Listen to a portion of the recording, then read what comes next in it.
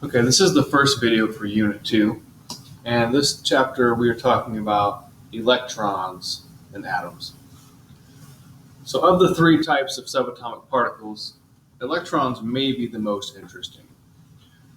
Electrons are responsible for the chemical behavior of an atom, and they are responsible for the chemical bonds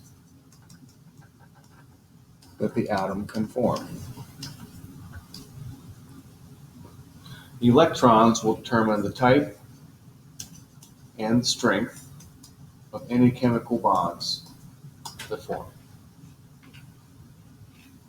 Electrons also influence the physical properties of a substance. They will determine if the substance is flexible or brittle.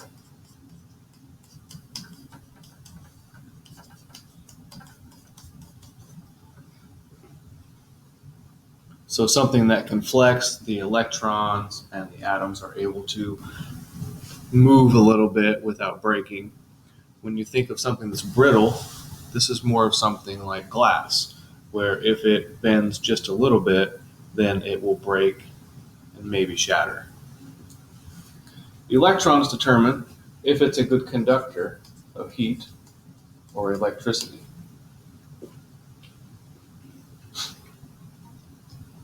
In the last unit, we talked about some historical models of the atom. In this unit, we will consider why an atom has a certain set of chemical properties. If you think back to Rutherford's model of the atom, it was the first to include a nucleus. The nucleus is positively charged and is surrounded by negatively charged electrons. This model helped scientists understand the atom better, but it left a lot of questions unanswered. For instance, Rutherford's model does not explain the electron arrangement around the nucleus, meaning where are the electrons and what are they doing? So here's what Rutherford's might look like. So here's my positively charged nucleus, and here's an electron, it's negative. There's an electron, and here's a fourth one. It doesn't say if maybe they're just floating around in space. It does not say if they have a specific set location. Do they have an assigned spot? Or are they moving? None of these are really answered by Rutherford's model of the atom. The second thing, it doesn't explain why the electrons are not just pulled into the nucleus. So the electrons and the nucleus have opposite charges.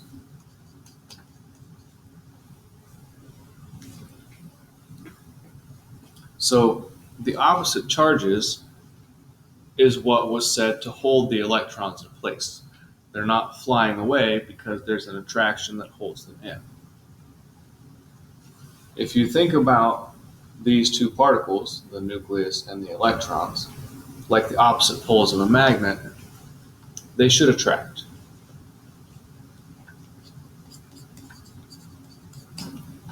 So if you look at this, here's an electron, and there's some sort of an attraction that is holding these two things together. But if you've ever put two magnets together close enough to where they will actually start to attract, then there's really no end until they actually come into contact. They will pull themselves towards each other until they are touching. And if that happens, the electrons would become part of an overall neutrally charged nucleus.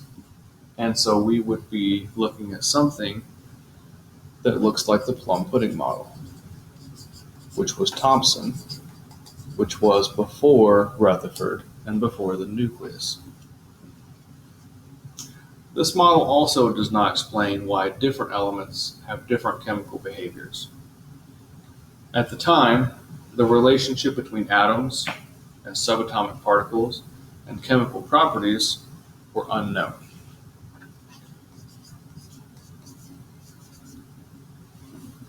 We know about these things individually. We know about atoms. We know about some subatomic particles, electrons, and a nucleus. We don't know how they relate to why does the atom act the way it does.